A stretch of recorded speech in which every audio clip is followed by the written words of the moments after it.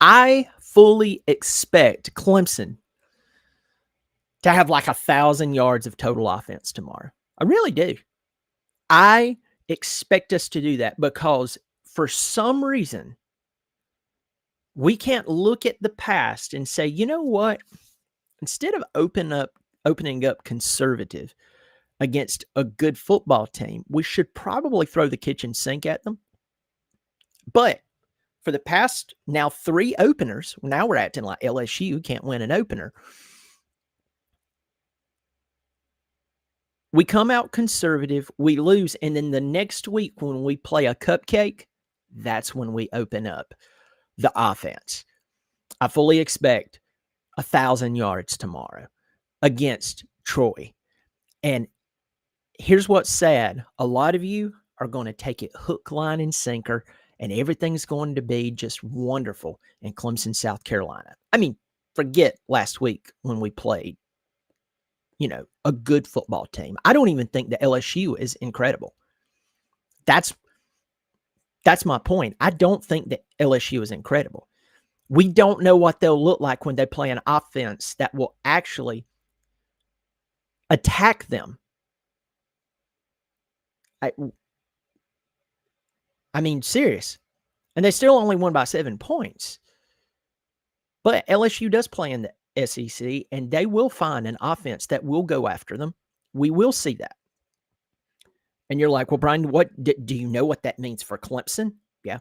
And by the way, for some of you, it's like someone left a comment this morning, said, what a shift by Brian after a 7-point loss to LSU. It's not the 7-point loss to LSU. It's that I had been saying all summer long, Clemson should have high expectations. But if they come out and play, their scheme offensively is conservative, they will lose this game, and I will be irritated because why? You have the tools, you have the players, you're not using them, and you're wasting eligibility. I said that. I said it over and over and over, and I got that little grin on my face that'll make you want to hit me. That's totally fine. I'm used to it. But folks, I said that. Well, unfortunately, it happened. And that Clemson only lost by 7 points while their offense left the defense out on the field for 14 minutes longer than the other team. Should be a praise to the defense yet again. If you love Clemson football, I hope you'll subscribe to the channel. I hope you'll pass it along. I'm almost at 8,000 subscribers. Channel just turned 30. This is not like starting a channel in 2012 or 2010 where you could just, start a channel, say a few funny things, and, 50, 60,000 subscribers appear. No, it's a lot different. So I appreciate everyone who is subscribed to the channel, who's hopped in here. And yeah, I really do. So if you have not subscribed, I hope you'll subscribe. Remember, it's free, and I really appreciate it. Pass along. The way the channel grows is when you pass along. That's the way you do it. And so I do appreciate it. Let's talk about this game tomorrow. I did my preview for it. There's really nothing to preview. It's Troy and Clemson. In Clemson. Last time Troy came to Clemson, I think it was 2016.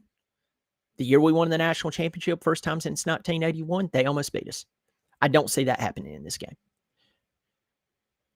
I see a Troy team that in the Sun Belt, they're like 6th or 5th in their division. I think they're in the West Division of the Sun Belt.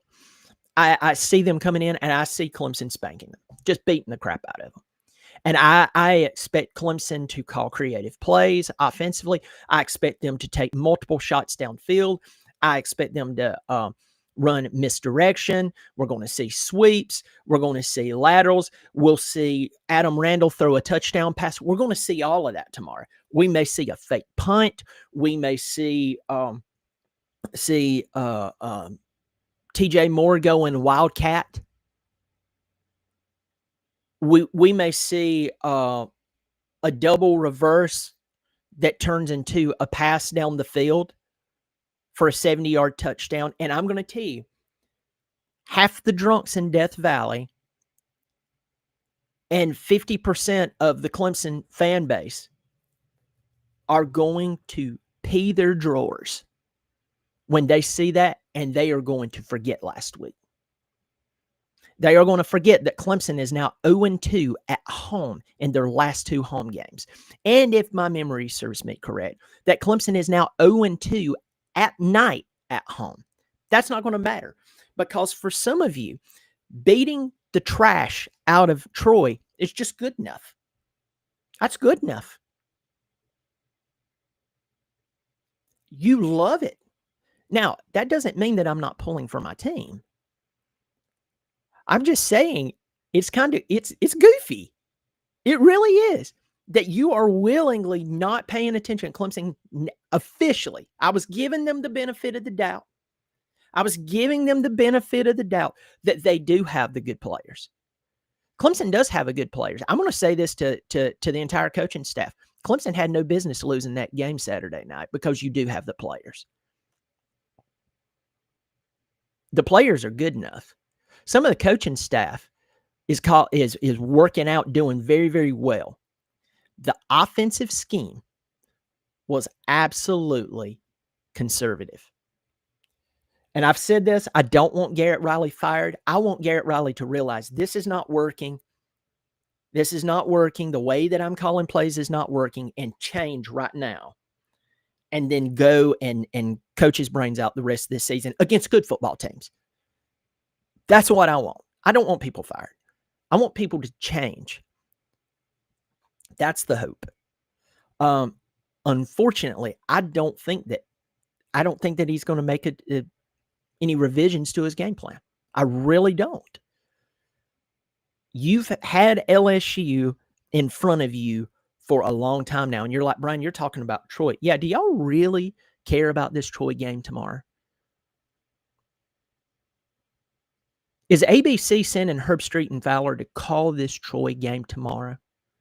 No, I mean, it's a Clemson football game. I love Clemson football. I'm going to watch the games. I'm going to be there. I'm going to be pulling for my Tigers. But as soon as Clemson has to play, I don't know, Georgia Tech next week in Atlanta, inside of you is going to kind of tense up. Oh, after seeing Florida State, that they're not a bunch of losers anymore, and that they absolutely brutalized Alabama.